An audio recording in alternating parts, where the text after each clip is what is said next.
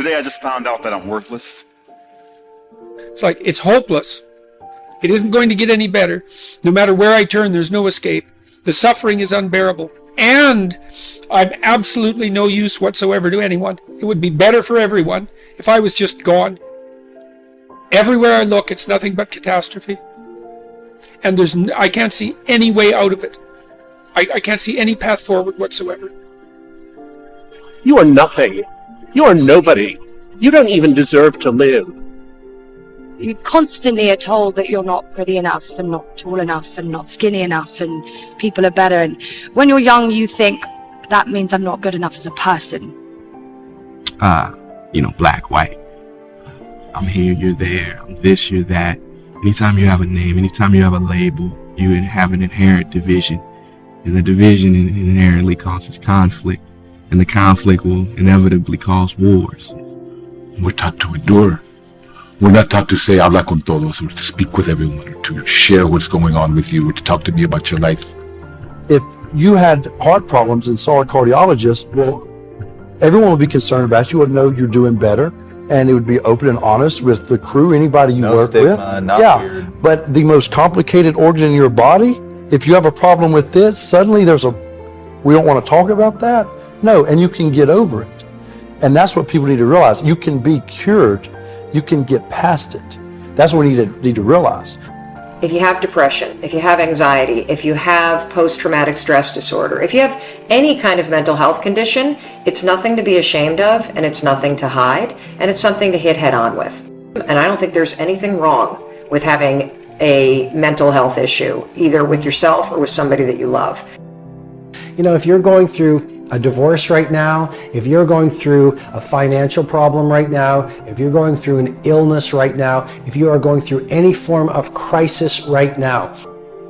And so I want to share with you, I've gone through a divorce and I've gone through some very painful times. And during those times, they were messy. And during those times, I got off my game at times. And during those times, I was confused. But more than anything else, during those times, I felt pain.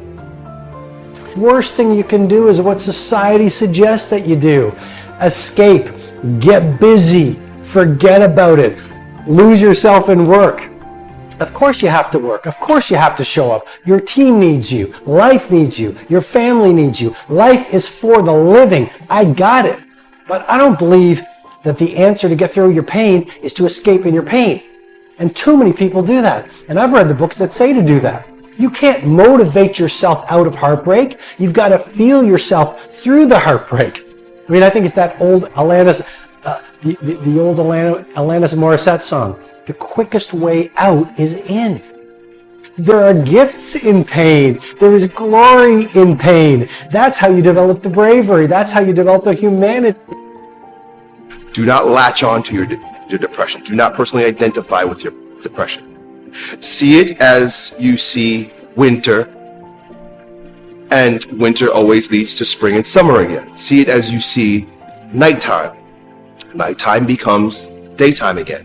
See it as you see the breaking down and the building up of your body, catabolic, anabolic. It is a process that's natural for spiritual evolution and physical evolution in the world. There's one thing that if you did every single day, no joke, it would make an extraordinary difference in whatever mental health issue you're struggling with, and that is exercise. You've got to exercise every day. And the reason you've got to exercise every day is because what we know about human beings is that when you physically move, your physiology changes, and that changes your brain. Getting your heart rate up, getting outside, breathing, feeling connected, getting out of your house, which may make you feel depressed and trapped.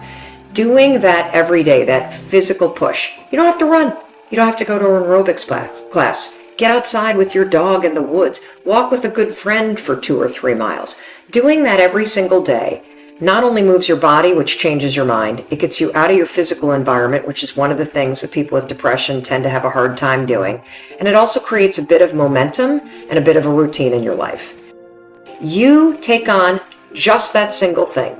Get outside and exercise every single day as if your life depends upon it, because you know what? It does. Your brain needs it, your body needs it, your mental health needs it.